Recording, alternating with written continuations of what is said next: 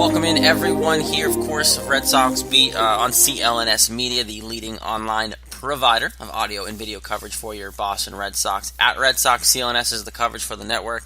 Our show is Red Sox Beat podcast on Facebook. Search us on iTunes, rate, review, and subscribe, all that good stuff as well. Your Boston Red Sox are in first place still, tied relatively with the Yankees. Technically, they are in first, but hey, I'll say tied because it sounds better for us. Kind of a disappointing week, just, of course, alongside me here, Jared.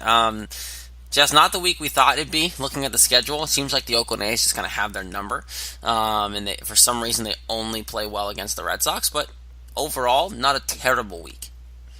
Yeah, no, it's not awful. And taking 3 out of 4 from the Orioles obviously bumps up your week. You know, they finish 4-3, which isn't bad. It's better. It's worse than you would have expected. I mean, we were thinking at least 5-2, 6-1. But I mean, I said they went 3 out of 4 against the Orioles. They did that. It's just those pesky A's. I don't know what it is. They're the only team with a winning record against the Red Sox. They're 4-2 against the Sox, and obviously now we're done with them for the regular season.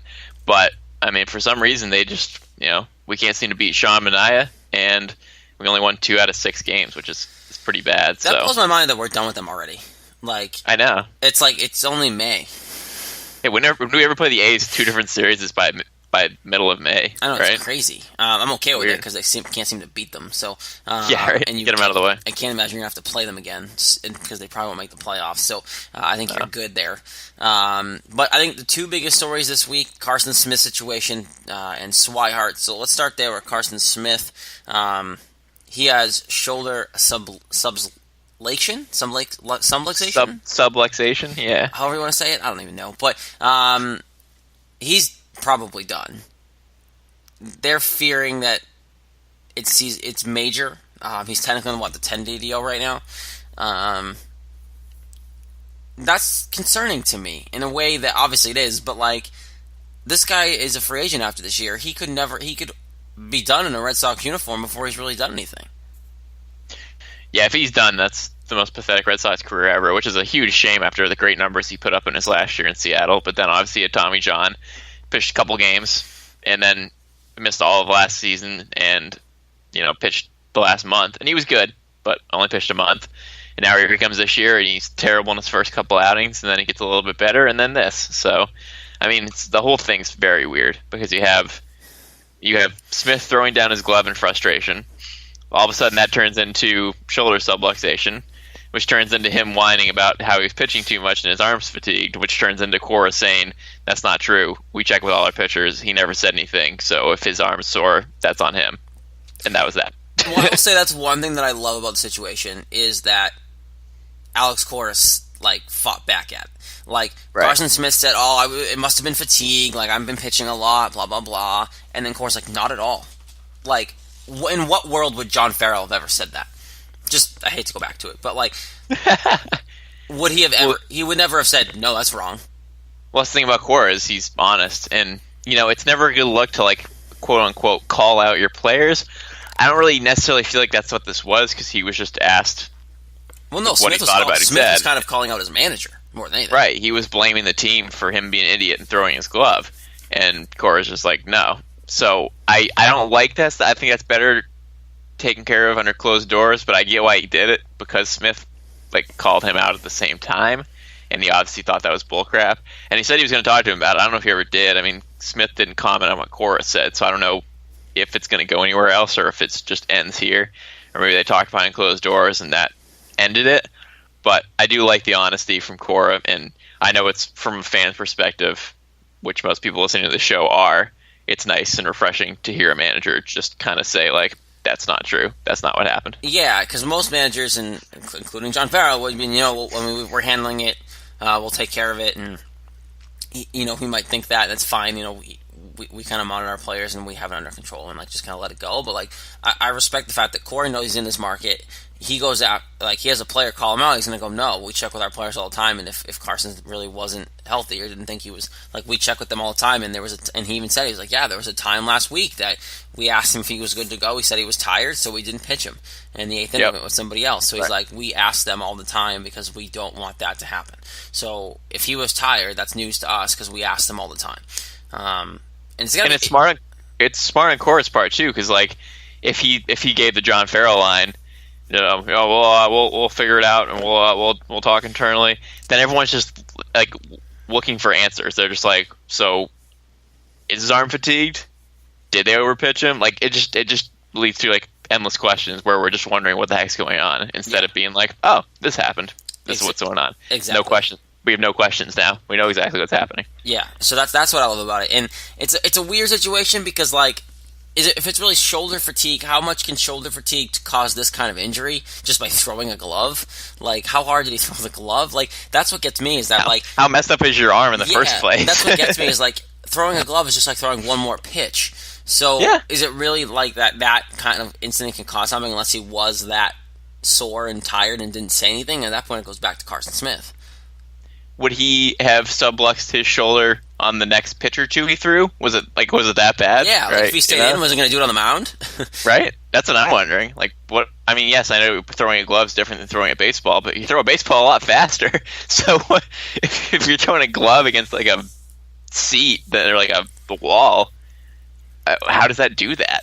Yeah, it makes zero sense. And after having Tommy John and going through all that and strengthening your arm back up and taking forever to come back, just to have this happen, I know it was his elbow and this is his shoulder, but like, dude, what's wrong with your arm?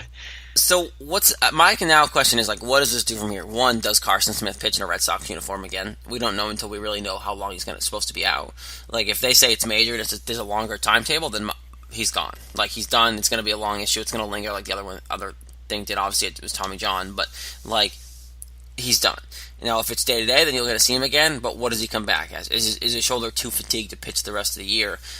A lot's going to tell us when they finally let us know what's going on, but like, I'm really intrigued of what the next steps are with this because he hasn't been great. He hasn't been that lockdown Ethan guy we want him to be, and now you're hoping that's what Thornburg is when he comes back. But like, he hasn't been terrible either, and the bullpen does need some help, so it would be a loss. Yeah, I mean, he really could have made a huge difference. Obviously, that's what they brought him here for. But I have a few questions. One, is this guy fit for Boston? Because saying the things he said kind of makes it seem like he's not. Like, you're really gonna start blaming your team and your manager. So that's my first question for him. My second question is, or statement really, is I'd say if he's out for more than 3 months, then he's never gonna pitch here again because they're just gonna be like, all right, screw you. But if it's like a 2 to 4 week thing, 2 weeks to a month or so, even a month and a half, I think he will pitch here again. But will he pitch good? I hope this would be motivation to pitch well for him. But if his arm really is that messed up, how effective will he be? It'd be sad. I mean, he had so much potential. I'd hate for him to not pitch here again. Like, that would be such a bust. Like, what do you pitch, like 15 games in your Red Sox career? So I hope for his sake, and I hope for the Red Sox sake, if he can be healthy, I think he's a valuable piece. But if he's going to be out for like 4 months, forget it. Yeah, and that's the thing that, like, it's crazy because you trade Wade Miley, right, for this guy and think that's a good deal, right? You don't need Wade Miley. Yeah. You get a guy who can be your eighth inning guy. Okay, he's hurt, whatever, he'll come back, he'll be fine. But now it's like, I'd rather Wade Miley back in this. You know what I mean? Like, keep Wade Miley.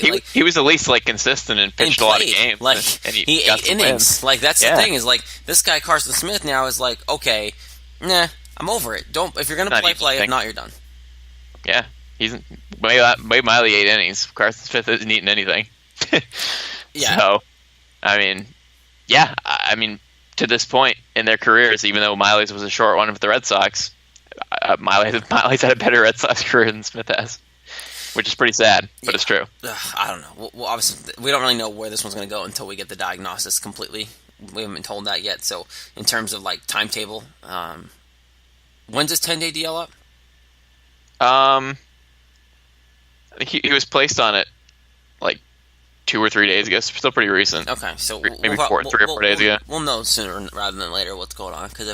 He's getting a second opinion on his labrum next week, so it sounds like we should know next week if it's going to be a 2-week or a 6-month thing. So we can complain more about Carson Smith on next week's show. Yes. Other big news this week was Blake Swihart, his agent, reached out to the team and basically asked them for a trade. Dombrowski kept saying something about like him being protection for third catcher, blah blah blah. But basically, he said his agent said yes, we've had conversations with the team and they're aware of how we feel. Blake's in a really difficult situation. We've got a switch hitter, offensive impact player, and his bat deserves a chance to be in the lineup. He's not the type of player that's going to ask or demand for a trade on his own. He's focused on what's in front of him and having happy position impact on the team and the situation at hand. That being said, I don't think we're building any type of trade value nor helping him progress as a ball player, nor is the team really being served by him in this role. Swihart hasn't really said anything. I think he said back in May something like or earlier in May that he wasn't going to talk about it. That's his agent's job, blah, blah, blah. And then his agent went on and said, with Dustin Pedroia returning, it seems now that would be the time to make a move with Blake. And then Dombrowski came back and through email to Evan Drellick, always listen to the player agent and understand their desire to play. However, do not have a set policy about this. It's a dicey situation, is really what it is. Because you had a guy who was primed to be in the catching situation and then got moved to left field because Sandy Leon was here and having a good year behind Vasquez, so it made sense at the time. Then he got screwed and got hurt where he was playing really well, and then Benintendi got brought up. So now Swihart gets shunned. He's finally back healthy, had a killer spring, that's why he made the roster. And Marrero got shipped out of town. And then now Swihart's not even being used. And the catcher situation here, and I love Vasquez, neither of them are playing well. There's no production at the plate. Defensively, Sandy Leon's been better, and that's shocking, but like they're not great either way. I'm surprised Swihart hasn't even got a shot behind the plate, but like if you want to trade him and his agent wants to be traded, what kind of value is there anyway? I know, because like what sample size do we have from any recent time period? You know, he's played an inning or here. I think he caught one inning when he came in late in the game a couple days ago. Yep. So he's caught one inning behind the plate and played sparingly otherwise. So I mean, yeah, he didn't want to say much about it. I did see that after this news came out that his agent wanted to trade him, Swihart basically just said, you know, my agent wants me to play. You know, he wants me to, you know, play at all because obviously, like you said, he's barely played, and you know that's not really doing anything for him. So his agent just wants him to be able to play for a team, and it's not happening here. So I guess either they got to grant the wish or play him more. And he said he's going to work hard while he's here. I mean, he's not, you know, Swihart's not saying screw the Red Sox, I don't want to be anywhere near here. He's saying, you know, I'm going to play here as long as I'm here. So yeah. I guess we'll just see what they can get for him. But it obviously hasn't happened yet. This news has been out for a couple days, and he's still here. So I don't know if they'll try to get him more playing time to raise his value, to keep him here. But obviously, his agent just wants him to play. It didn't seem like, and Dombrowski basically went on to say the plan is very much what it is right now. Protection for us at third catcher. Really, I know people keep writing about that, but reality is your 25th player usually doesn't play much. It's more of an unfortunate situation because a lot of times it's a veteran-type player, which is true. A lot of times this last player on the bench is a guy who isn't expecting to play because he's been around the block a few times, and he's there for his leadership as much as he is for his scattered play. Right now, Swihart's a guy who could play on most teams around the league as a first, second catcher, or even just like a spot-up utility guy.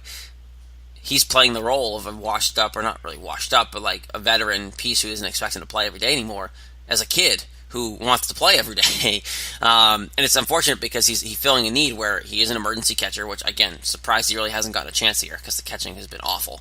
But like, and now with Pedroia coming back, what do? Who's going to be the odd guy out on this roster? Right, that's got to be the discouraging thing for him is that, like you said, catching's been garbage, and he's still gotten an inning there. Like, what's he got to be a little right? Exactly. You know? So, and he's 26 years old now. It's not like he's like 21, like breaking in. Like he's a couple more years, and he'll be considered like old for baseball, basically. Yeah. Exactly. And Pedroia's only a few weeks away. It's not like Pedroia is a month or two left. Like they said June, but like he's progressing where he could be back either this week or next. So. Right, he's been playing several AAA games. So, yeah. So if you're Swihart, you're already hardly playing, and then another player comes back who they're going to feel required to play because of who he is. Well, they're going to play Pedroia, so it's like then Nunez gets put on the bench. So then any utility rot is going to be Nunez because now he's going to play anywhere in the infield. You still have the flexibility of Mitch Moreland at first to put JD in the outfield to keep Jackie Bradley off the field. So you still lose Swihart, but the question now is who comes off the roster to make room for Pedroia. Swihart, right? Who else are you? Because you're playing Brock Holt, unless you don't, you know what I mean? Unless you trade Brock Holt. But like, they're going to pick Holt, they're going to pick Moreland, they're going to pick Nunez, obviously. Like Nunez. they're not going to play Swihart. Yeah, there really is no place for him. Yeah, so then at that point, you might have to trade him within the next couple of weeks because unless you trade Brock Holt, who else is going to be off the roster? Right. Unless like 5 guys get hurt in like a day. Yeah. Like that's the only way he's going to play. Which probably isn't very likely. No, it's not. What do you think they'll do? Yeah, I mean, at this point with his agent asking for a trade and when Pedroia comes back, I don't see how there's any way they wouldn't be able to trade him within the next couple of weeks. They kind of have to. I don't want them to. I want him to find a place here, and I've said that show after show after show, but at this point with the agent asking for it and just being realistic looking at the situation, he's not going to play. No, he's not going to play here. Yeah, because they clearly don't want to play him over Vasquez or Sandy Leon, which is insane to me. Like, that's what they should do. If they're not playing, let him play some games as a third catcher and see if he wins the job. Because Vasquez hasn't earned it. As much as I love the guy, hasn't earned it. Sandy Leon is Sandy Leon, and he's come back to earth compared to what he did last year, obviously. And now Swihart has earned a right to at least give it a shot. And if it doesn't work, it can't be much worse than what you got right now defensively. So right, and they can sit there and Vasquez and Leon can be like, wow, like we don't even deserve like give him something to think about, you know? Like bench him for a couple of games and be like, wow, neither of us are playing. What are we doing wrong here? Yeah. You know? Like it's a good kind of a slap in the face for them if they would do that, which they haven't yet. Yeah, But I don't know. All I do know is if you do love fantasy baseball, Jess, then you need to try out a new favorite app, which is, of course, Draft. It's daily fantasy baseball, but not like the other guys on Draft. You play live snake drafts with other people, just like in your season-long league. Drafts last for just one night, and once you're done drafting, that's it. No trades, no waiver wire. Just set it and forget it. And the best part, of course, you're playing for cold, hard cash, and you get paid on the next day. Drafts start from just $1, so there's a draft for literally everybody. Jess and I, obviously, we both use Draft. We love it. I haven't done it this week because I've been busy, admittedly, but you know, it is the ease of use. It is that kind of flexibility you have. Plus, the drafts don't take long. It's not like you're doing a season-long fantasy league, Jess, and the drafts are like an hour and a half, 2 hours. It takes about 5 minutes, and you have a roster ready to go, and it still changes every night, which is the benefit of it. yeah, 5 minutes is being over. You know, over the time, it really takes like 2 or 3. It does, yeah, it really doesn't take 5 minutes. I'm being nice, too. Yeah, it really only takes unless you have a minutes. 6-person league, really. I mean, anything less than that, it's going to take like 2 or 3 minutes. Yeah. So, and most of the leagues have 2-3 people in it. You pick. There's no mismatching, and it works. right, exactly. And it's great because, like, if you want someone like Blake Swihart who never plays, if there's a day he's actually in the lineup, you can pick him that one day and then not care about any of the rest of the time where he never plays. Exactly. You can pick anybody. Yeah, it's great. That's what's great about it. And it's not like the other ones where you have multiple players, right? If you get him, he's off the board. Multiple people can't have David Price. Multiple people can't have Chris Sale when he's pitching. It doesn't wash out. You draft him, and that's it. He's on the roster. So you want to join us on Draft Dude today, just search Draft in your app store or play right from your computer at draft.com. And for a limited time only, all Red Sox Beat listeners get a free entry into a real money baseball draft when you make your first deposit. So but you have to use our promo code Red Sox Beat. That's right, play a real money game for free just for using the promo code Red Sox Beat when you make your first deposit. Search Draft again in your app store or go to draft.com and enter that promo code, which again, one more time, is Red Sox Beat. Obviously, Blake Swihart is news, and I guarantee you he won't be on this team much longer, even if it happens right before Pedroia comes back, which is sooner rather than later. There really is no place for him. It seems like the team has pretty much given up on the guy, especially with Dombrowski comments, right? It's an unfortunate situation. He's the 25th man on the roster. You're telling somebody that you're that guy. There's no going up from that. So one guy that is going up is Andrew Benintendi, man. He is hitting crap out of the ball, and it's making me feel better about him being your everyday left fielder / center fielder because Jackie Bradley sucks. But quickly, Benintendi is finally becoming the player we're expecting him to be after a slow start. Yeah, well, it's nice because, you know, we've been talking week after week about how he's not getting hits, he's not getting home runs, but he was getting on base. He was, you know, he led the team in walks for the first 3 weeks of the season when he wasn't doing anything. And now, all of a sudden, he's gone from about 250 to 285, and he's hit 2 home runs in the last 2 days. He hit 3 home runs this week. He's up to 5, so he's really figured it out. 29 RBI is very solid, so he's making the most of his opportunities. He's had RBIs in 4 straight games. It's 7 RBIs in the last 4 games, so he really, against Baltimore, he really brought it. So having his bat in the lineup, along with the terrors that are Mookie Betts and JD Martinez, I mean, it's scary enough with those 2 guys. When you have Benintendi in the mix, getting, homers every game, then holy crap, this team's dangerous. Mookie Betts, JD Martinez tie for the league leading homers. God, we would have loved to have that last year, right? Mookie Betts having an MVP year. JD Martinez is really sliding under the radar. Can I tell you that, too? Because everyone's talking about Price, obviously, which, again, he pitched well. That one pitch in the end of the game against the Orioles, who are a terrible, terrible team. But Price looked good in that outing. But JD Martinez is just sliding under the radar, Jess, and he's having a really good year. Like I said, leading the league in homers, tied with Mookie Betts. Betts leads basically every single offensive category there is. Those two guys alone, never mind Hanley, who's having a pretty good year. Benintendi heating up in the top of the lineup. Now, when Pedroia comes back, Benintendi goes to hitting 5th or 6th. This lineup, when Pedroia comes back, really resets itself. But right now, those two and JD Martinez really are just sliding under the radar. Yeah, I mean, if Mookie wasn't doing what he was doing, then JD definitely would be getting more praise. But 343, 15 homers, and 41 RBI, the guy's incredible. He is so consistent. He's got unbelievable power. And obviously, like we said, he's tied with Betts for the league leading home runs. He's second in RBI by one. Machado is 42. JD is 41. So he's in a triple crown. That's what it is. Territory right now, as is Betts. They both are, but JD's even closer with his RBI. So, man, these guys are unbelievable. They're just hitting home runs left and right. It's like nobody's even surprised at this point. This guy was a huge signing. I remember when we had Tim Neverett on right before the season started, and we were like, is he going to make a big difference? And he's like, yeah, because even if he hits like half the amount of home runs as last year, it's still a huge upgrade. Yep. And he's almost at that already. He's already got 15. He gets 7 more home runs. He's already half of last year, and it's not even June yet. So this guy's incredible. And the stat I heard today after the game was that the Sox having 2 guys with 15-plus home runs in the first 47 games. That hasn't happened since the 2001 Rockies with Todd Helton and Larry Walker, where two guys have had 15-plus homers each through the first 47 games. They were a stud league duo. Oh, yeah. They were incredible. So, this is historic stuff we're seeing. You don't see guys hitting in the 340s, 360s with this many home runs before it even hits June. No, because so many guys power home run wise are strikeout guys who can't hit. And that was the big thing about JD Martinez versus Giancarlo Stanton, right? It was they're both going to get homers, but Stanton strikes out a lot. JD Martinez can actually hit the ball. Yeah, and his strikeout's gone way down since the first couple weeks, too. Yeah, so that was always the big difference when we were trying to justify not even trying for Giancarlo Stanton was, well, JD can hit, too. And it's working, right? That's kind of what you needed in this lineup was a guy who can hit for average but still hit the crap out of the ball. So that's kind of why he works really well in this offense and why they wanted him so badly. And I'm pretty sure that's why they didn't go after Stanton, because they knew this was the guy they needed who can hit for average and hit homers. Right, those are the players the Sox like for sure. And here, let's do a little number comparison while we're here because it's fun and it's May 20th and it'll all be changed in 2 months. So you're right. JD 343.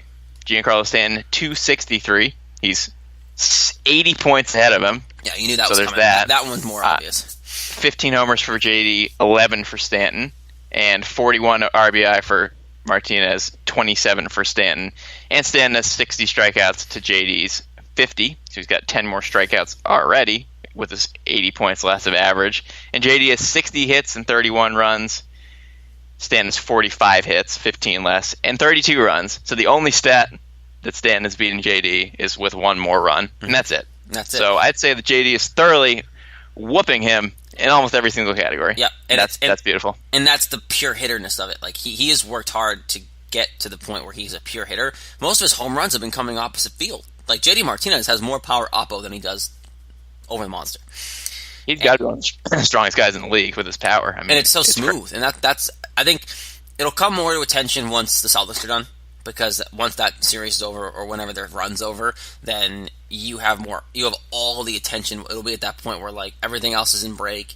The next big thing to happen is Patriots training camp, which is until end of July. So you'll get to the point where now it becomes, hey, it's all Red Sox all the time in the city, and that's where the microscope really turns on a little bit more. So again, we'll see how some players work with that too. Because right now, he's loving it though, because he's an under the radar guy in the first place, Martinez. Oh, so he's like Al Horford. He's loving this. He's he's definitely like Al Horford. He's that kind of player. So the more other players like Mookie Betts and the young core of this team could take the spotlight off of him, He likes coming up in big spots. He likes the challenge, but he doesn't want the spotlight. And that's kind of what's working right now. And if Mookie Betts keeps doing this, Xander Bogaerts keeps playing the way he's playing, Hanley's always going to take spotlight because of the personality side of things.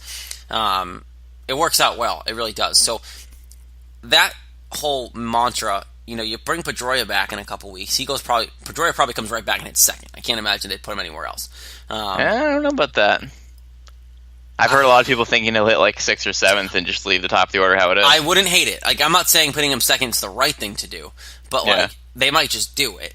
And then if you have Pedroia hitting second, that makes Benintendi hitting 6th, even not if not 7th, depending on where you put Devers, because you're not going to move Xander down. So this lineup is getting really deep just by putting Pedroia back in the lineup. I think they're going to keep him towards the bottom. I think that they're going to say, like, you're not getting demoted because you were hurt, but look what our offense has done without you, and look how many good hitters we have at the top of the lineup. If you come in and smoke it, we might put you in number 2, but right. I wouldn't mess with it. I don't think they're going to. I think they're going to hit him 6th. Honestly, I think they're going to hit him 6th. I would do it. I wish they will do it. I really don't think they will, only because it's Pedroia. I think Pedroia is like a rare exception, but at the same time, if there's one guy that could tell him we're doing this, it'd be Alex Cora. I mean, they played together, and they have that relationship. So I think that would figure itself into it. But at the same time, I wouldn't be surprised if he comes back and hitting second. It's good old Dusty Pedroia. But either way, him coming back, just one, your defense gets tremendously better because Nunez is not Pedroia on the field, and 2, then you put Nunez on the bench, which puts you in heaven anywhere else, because if Devers is having a tough game, or you want to say Devers, now you have Nunez at bat there, or at short, if you want to give Pedroia some days off to ease him back into it, you have Nunez there. Right. Pedroia coming back and Thornburg are 2 additions that people are going to really realize and go, oh, you're kind of adding really good players a couple months into the season. For nothing, right? And it's huge for both of them, especially Pedroia, because I think him missing a couple months, he's going to be so fresh. It's going to be like the first game of the season for him, on the 1st of June. You have the best record in baseball. You're tied for the best record in baseball. You were the first team with 30 wins without Dustin Pedroia or Tyler Thornburg. You're still the only team with 30 wins. Nobody else has 30 yet. Don't the Yankees have 30? Don't they have 29? They won today. I thought they were 30. Was that their 30th? Hold on. We'll confirm in 2 seconds. I'm clicking on their name right now. 30. Me too. Today was 30. They hit 30? Yep. So when I was preparing earlier, they still had 29. They hadn't won yet. Yeah, so 30. Okay. All right. So before earlier in the day, they didn't have 30, and the Sox have had it for a couple days. So, but they were the first team to 30. One of 2 teams. They have the best record, one of the best records in baseball, without one of their best players. Yeah, that's hard to believe, isn't it? So it goes to show that start they had was tremendously playing in this. But that's what I said. I said you go 17-2, you can be average as crap for months on end and still be the best team in the league. and that's what look what Houston did. Last year and even the year before that, Houston had those month and a half runs, and it was pretty much 500 baseball the rest of the way. But it was fine as long as you go on a run, you're good. And they did that to start the year because they were the best team by 10 games by June, so they just cruised the whole rest of the way, and they just were so heads over everybody else that they just took it right to the World Series. So yeah, seriously. But yeah, this will be good. It'll be good having a fresh Pedroia, and you can, as you said, slot him in 2 or slot him in 6 or 7, and just have an insanely good lineup.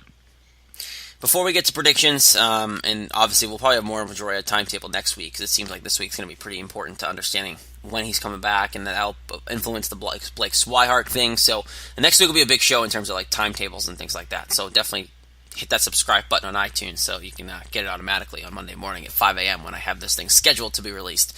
One bigger, not really big news, there wasn't much big stuff around the league, but the Braves did release Bautista, and that's what it's weird to me out, because he was actually doing okay. They called him up, hit a ding-dong. Braves released Bautista, and now, look where his career's fallen to. This guy wanted money. He wanted to get paid, and I think he was just in Toronto one too many years, is really what it was. Jose Bautista stayed when Edwin Encarnacion left, and it did it to him, because now he might not even get picked up, Jess. This is what gets me, is this guy was a fan favorite. I think they all still love him in Toronto, but he is now a guy who's, I don't even know how old he is, but he's in his high 30s. It's 37. He's 37 years old.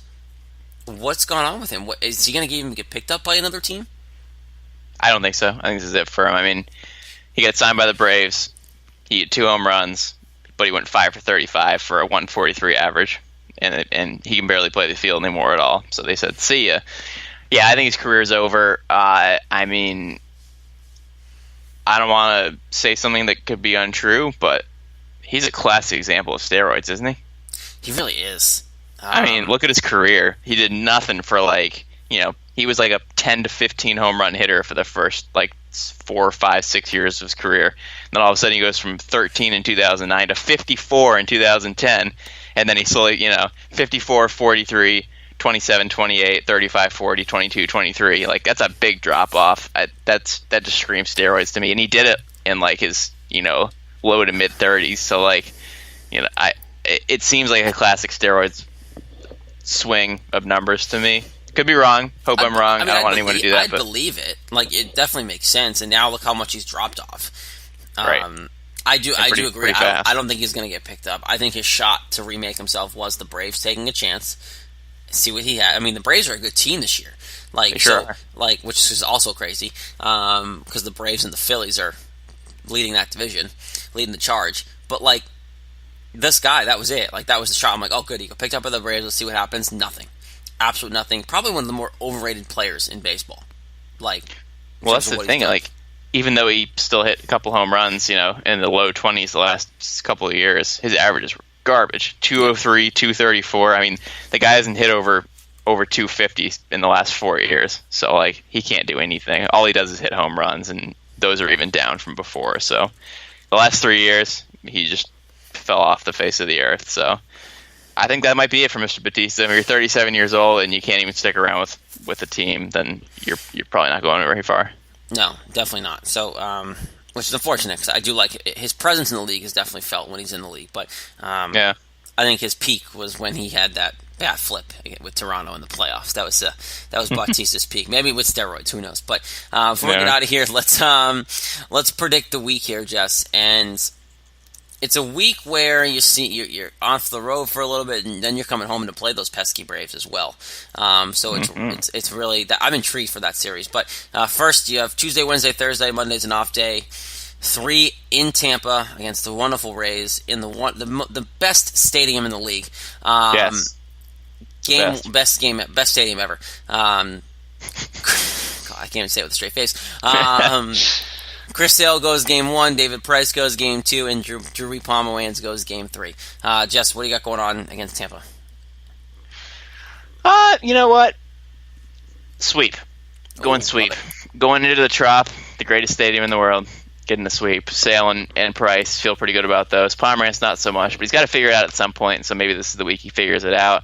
I think the Sox continue to beat up on AL East opponents after taking 3 out of 4 from the Orioles. So I'm going to go out on a crazy limb and say sweep. I'm not going to talk about it. Exactly the same thing for me. They're just not good, and you have your 2 best pitchers going in this series, so you're going to win at least 2 just for that sake. And then they're not terrible, but they're not terrible. They're not good. They're not good, and you're going to win 2 games by default, I think, just by who you're pitching. So I'm going sweep there too. Then you have 3 against the Braves. Just here, I'm saying you're going to win 2 out of 3 because you do have Sale coming around on the back end. He's pitching twice this week, so that's good for your overallness. But at the same time, you do have Rick Porcello going, who has been really good. And then Erod is your middle guy, and he's figured it out. Erod's been looking pretty good too. So you have Porcello, Erod, and Sale going in this series. Now you have other guys going for it. The Braves have Newcomb, Teheran. I don't know how do you say that dude's last name? Who is it? Starts with an F. Foltz. Oh, Fulton Newix. Yeah, I don't want to try it, but so they have good guys that counter punch you, but I just think you're at home, which is a big factor in there as well. You have 2 day games because it's Saturday and Sunday, and then you roll into Memorial Day, as this is Memorial Day weekend coming up. But I say 2 out of 3 against the Braves. I'm going to say lose 2 out of 3. The Braves have actually played much better on the road than at home, believe it or not. They're 17-8 on the road, and I like numbers. So I'm going to say lose 2 out of 3 after you sweep the Rays. So that's a 4-2 week, but it would be fun. I mean, that would be a good series to see what they're all about. If nobody's aware, here today on record date on Sunday, the Braves scored 6 runs in the 9th inning off the Marlins to win 10-9. So they had a pretty pretty exciting day. Obviously, the most exciting day game of the day. Yeah, just when you score 6 runs in the 9th inning to win, that's a big deal. So they're riding high. They're hot. They're the best team in their division. So 28-17, they're almost as good as the Sox. So yep, that'll be fun. I look forward to it. That'll be a fun series, and then you're coming up on that first Houston series of the year. Raptors in June, so that you're coming up on that in Houston. First Sunday night baseball game too for the Red Sox is that series. So we'll be finally getting some primetime action. But it's nice to see the Braves actually good. Braves should be good. The Braves are not a team that should be in last place. I like seeing the Braves relevant. All right, especially when it's unexpected like this. Yeah, like them and the Phillies both. Like Gabe Kapler. I know. Gabe Kapler doing pretty well after that little hiccup at the beginning of the year.